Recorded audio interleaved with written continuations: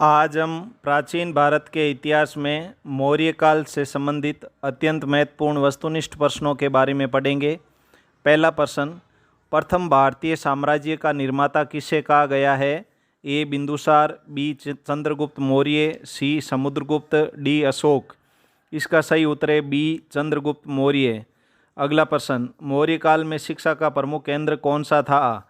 ए Takshashila, B Pataliputra, सी Nalanda, D Kashi. इसका सही उत्तर है ए तक्षशिला। अगला प्रश्न, इंडिका नामक पुस्तक का लेखक कौन था? ए सिकंदर, बी सेल्यूकस, सी चाणक्य, डी मेगस्थनीज। इसका सही उत्तर है डी मेगस्थनीज। अगला प्रश्न, मौर्य संवत का उल्लेख किस अभिलेख में हुआ है? ए ऐहोल अभिलेख, बी सारनाथ अभिलेख, सी हाथी गुम्फा अभिलेख, डी सांची अभिलेख। इसका सही उत्तर है सी हाथी गुम्फा अभिलेख। अगला प्रश्न, मौर्यकालीन मूर्तियों में मणिभद्र अथवा यक्ष नाम अंकित मूर्ति कहाँ से प्राप्त हुई? ए नालंदा से, बी परखम से, सी जूनागढ़ से, डी कुशीनारा से। इसका सही उत्तर है बी परखम से।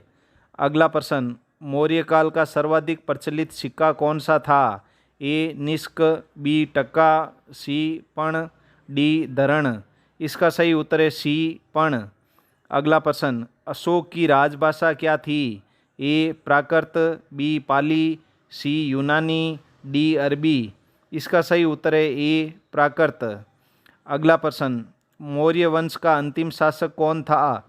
ए दशरथ, बी वृद्धर्थ, सी कुणाल, डी संप्रति।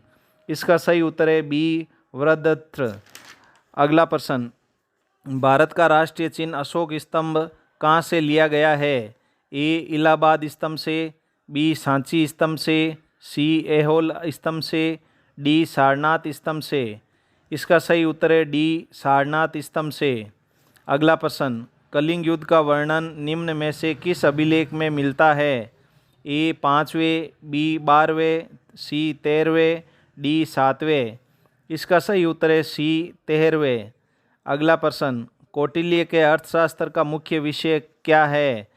ए शासन के सिद्धांत, बी आत्मकथा, सी मौर्यकालीन अर्थव्यवस्था, डी मौर्यकालीन इतिहास। इसका सही उत्तर है ए शासन के सिद्धांत। अगला प्रश्न, अशोक के किस अभिलेख को नई दिल्ली अभिलेख भी कहते हैं? ए ऐहोल, बी बाहापुर, सी इलाहाबाद, डी अमरावती। इसका सही उत्तर है बी बाहापुर। अगला प्रश्न, मौर्यकालीन किस पुस्तक में जहाज निर्माण व नाविक आदि का वर्णन मिलता है? ए इंडिका, बी वेदिका, सी कल्पसूत्र, डी मुद्रा राक्षस। इसका सही उत्तर है ए इंडिका। अगला प्रश्न, अशोक की पाषाण पर बनी प्रतिमा कहाँ से प्राप्त हुई? ए बोध गया से, बी मैसूर से, सी कनगनहल्ली से, डी पटना से। इसका सही उत्तर है सी कनगनहल्ली से। अगला प्रश्न, अशोक के अभिलेखों की सर्वप्रथम खोज किसने की? ए सोमदेव ने, बी कनिंघम ने, सी जेम्स प्रिंसेप ने, डी टिफेन थेलर ने। इसका सही उत्तर है डी टिफेन थेलर ने। अगला प्रश्न, निम्न में से किस ग्रंथ में चंद्रगुप्त मौर्य के लिए वृषल शब्द का प्रयोग किया गया है? ए मुद्रा राक्षस में, बी इंडिका में, सी बौद्ध ग्रंथ में, डी जैन साहित्य में। इसका सही उत्तर है ए मुद्रा राक्षस में। अगला प्रश्न, निम्न में से किस ग्रंथ में भारत को जम्बूद्वीप कहा गया है?